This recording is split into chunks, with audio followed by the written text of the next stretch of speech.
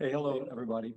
Commissioner, I'm very interested in trade-based money laundering, if you will, the partnering, if you will, or coupling of the money laundering of illicit dollars with licit trade, and a way that billions, tens of billions of dollars are moved out of the United States annually.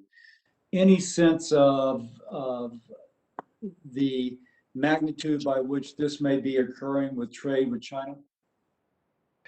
I apologize, Senator. I do not know. I can tell you, though, briefly that last week the China Commission held a hearing where we looked at China's aggressive expansion on digital currency, and that has serious repercussions for money laundering, lowering the ability or reducing the ability of our sanctions regimes to work.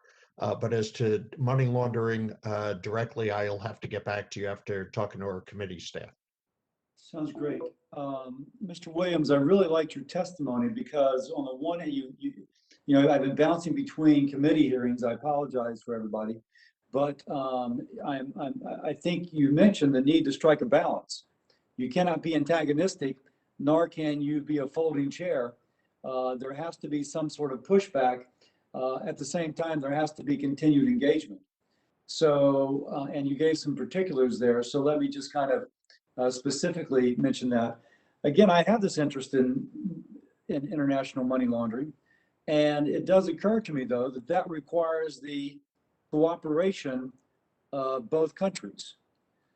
You have to have transparency into banking transactions. The commissioner just mentioned the potential for this cryptocurrency to facilitate transactions for which inherently they're crypto.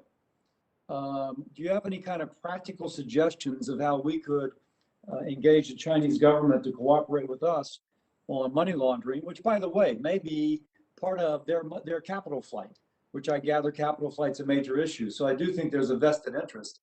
Any thoughts on that? Well, I certainly agree with your overall concept, and as reflected by my statement that engagement needs to be part of our answer. I haven't spent a ton of time on money laundering issues, so I'm afraid I don't have a sophisticated answer for you, but I do think that finding a way to work together through some of the international institutions, I know there was an initiative through the G20 that I was just tangentially involved with. Those kind of things make sense to me. We have to find ways to partner because even as we're pushing back, there are mutual problems, and trying to solve them together is in our interest. So I'm not sure who this question is directed towards, but the thought has occurred to me. The labor standards and the environmental standards in China are either non-existent or not enforced. Indeed, you could call it a negative enforcement if you include slave labor.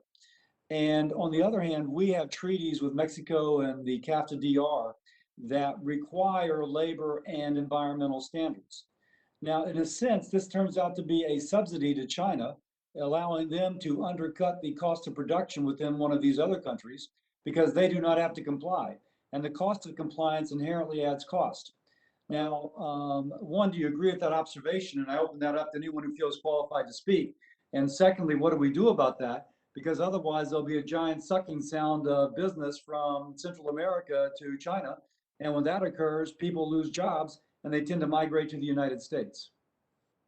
Senator, I can jump in quickly and just say, I mean, it's something I have written about a little bit in the past, and I put forward a WTO reform proposal, and one of the ideas there was to try to impart those kinds of standards into the international rule set so that they do apply to China just as they apply to countries with which we have an FTA. Because I agree with you, China shouldn't have a leg up on our closest allies and partners through FTAs. Senator, yes, I agree with your comment 1,000%. The AFL-CIO, I believe in 2004, had filed a 301 petition regarding China's labor rights violations. The petition was not accepted. I think that needs to be updated because I think since that time, we've all seen what China's failure to promote labor rights, freedom, etc., has all had on our own workers.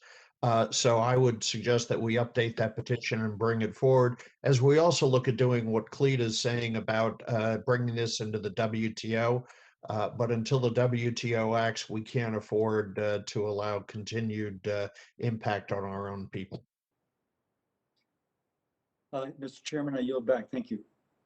Thank you, Senator Cassidy.